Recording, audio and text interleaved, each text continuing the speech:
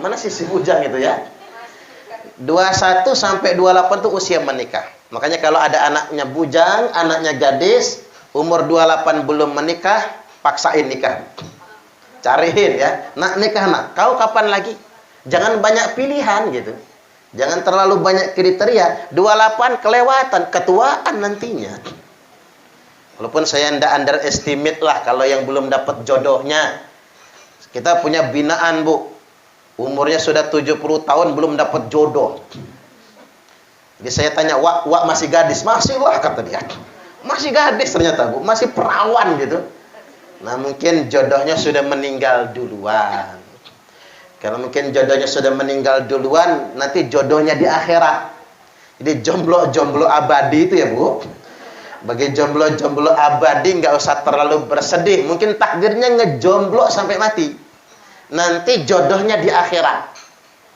Siapa jodohnya? Wildan, pemuda-pemuda surga. Pemuda-pemuda tampan lagi gagah. Mungkin sedemikian rupa. Makanya tapi perlu diingatkan, usia pernikahan 21 sampai 28. Nah, 28 sampai 35 itu usia pekerjaan. Makanya anak-anaknya umur 28 sampai 35 suruh nyari kerja. Susah juga dong kalau semua anak muda pengen jadi PNS. Siapa yang ngegaji? Ya Pak ya? Ya bangkrut negara kita ini. Kalau semua orang berpikir kerjaan itu pegawai negeri sipil ya Bu. Ya bangkrut negara kita. Coba kita menganalisis. Negara maju itu adalah negara yang generasi mudanya berkarya. Bukan rebutan ngantri daftar PNS. Ya, mohon maaf kalau ada yang PNS ya. Pak Marsono yang jelas. Pensiunan ya. Karena begini, Jepang maju karena anak mudanya nggak ngantri daftar PNS, berkarya. Korea maju karena anak mudanya nggak ngantri jadi PNS, berkarya. Eropa maju, Amerika maju karena anak mudanya nggak mau jadi PNS, maunya berkarya. Membuat prestasi, berkarya, sesuatu yang bermanfaat. Dan akan berharga pada akhirnya. Makanya yang namanya pekerjaan, apapun jenis pekerjaan itu, yang penting halal. Cocok nggak kira-kira? Umur 28 sampai 35. Nah, umur 35 sampai 42, kelipatan 7 lagi, itu usia kaya.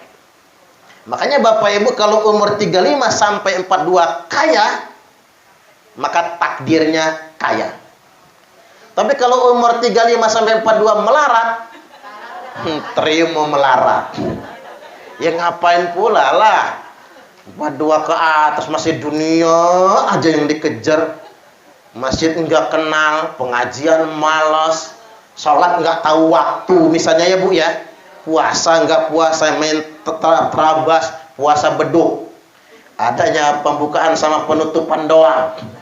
Ada yang malah enggak puasa sama sekali, tinggal ikut sholat Idul Fitri misalnya. Jadi umur 35-42 itu usia kaya.